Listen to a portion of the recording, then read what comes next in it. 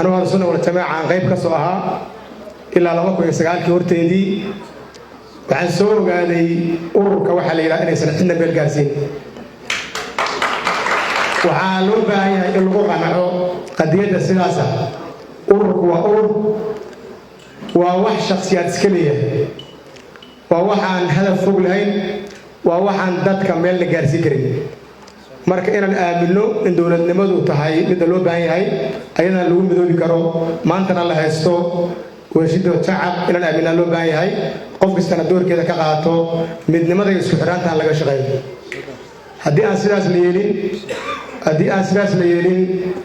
dawladnimada aan rabno helimayno dadka dhusreeb degan oo halkan jooga oo maamulkan loo dhisay oo caasimada u tahay waxaan rabnaa in qof walba doorka uu leeyahay inaan la isfiirin qoftii iyadoo tareenka ka dhacda nidaamka jira la qabso weyda hadee ayay u taala cid kasta oo joogta ay xuquuq ay leedahay inay fikirkeeda cabirto wixii saxana sheegto ee qaldan sheegto laakiin inay ka shaqayso wax amniga iyo maamulka shaqeynaya lidu ka ah wax la aqbali karo iyo wax nidaamka dawliga iyo deegaanka u fiicnada ma waxaan marka u baahnay taas inaan ku midoobno ciidaas rabtaa jeclaan kartaa ciidaas taageer kartaa laakiin waxa naga dhaxeeya waa nabadgelyada iyo horumarka deegaanka ayadaa ka waa shaqeyno iikaada xirfado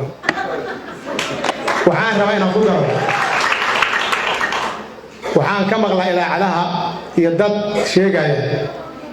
wadaadadii ka baxay Dhuusamareeb oo shabaab ay imaanay qadiyadaas ay u baahan iska weydiiyo ما هي موقتها إن أنت أنا جو سكسور شيء الناس حوالنا السوق وصلنا لك إمام مايان وعارفنا إيه شغله وسمرهم وهذا عاصمة دجال مدوجة كونتر كم توان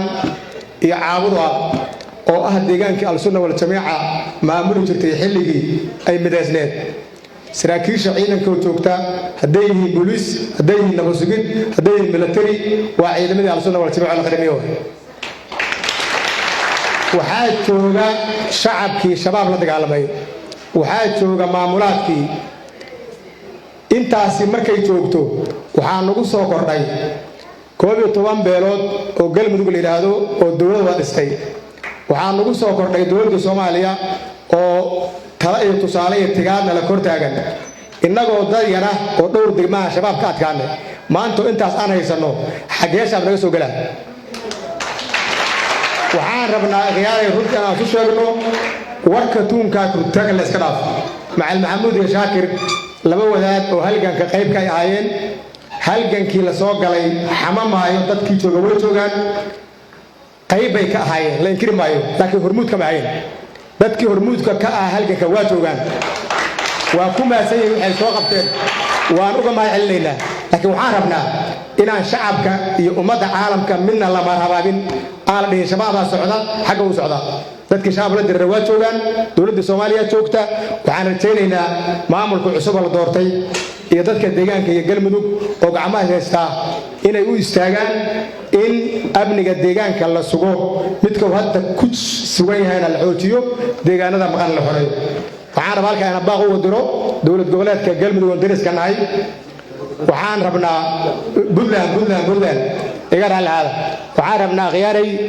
Puntland wadadan darisnahay wadadan ehelnahay wadadan qaraabana galmudug waxay ka mudan tahay ixtiraam iyo darisnimo ixtiraamka iyo darisnimada aan kala mudan aan ku shaqeyno hadii aan taas kala weyno hadee nin kasta waxay ila tahay dadkiisa dalkiisa oo amir doona waxa weyn oo qaad doona diilayd wadaadada soo dhaweyseen kama xidin soo dhaweeya laakiin waxaan rabnaa inaadnan ka shaqeyn dhibaatada galmudug iyo tafaraaqa galmudug arintaas aan diraya baaqaas waxaan u jeedinayaa waa dadka madaxda shacabka Puntland waa shacab sharaf leh wax shida iyo shara oo kamalaysan ma jirto shidadaas waxa wada waa dadka maamulka u kala dambeeyo reer Puntland dhismihii galmudug 2015 Cabdiwali gaasa u istaagay inuu galmudug aysan ayada ku istaagin ee burburto ilaahay fadhigiisa ilaahay diiday dadka galmudug is difaaceen haddana daliya u taagan inuu ka shaqeeyo dhibaatada galmudug iyo kala furudeed dadka galmudugna way ku arkaan waana iska celinayaan ana u maasantiin salaamu alaykum wa rahmatullahi wa barakatuh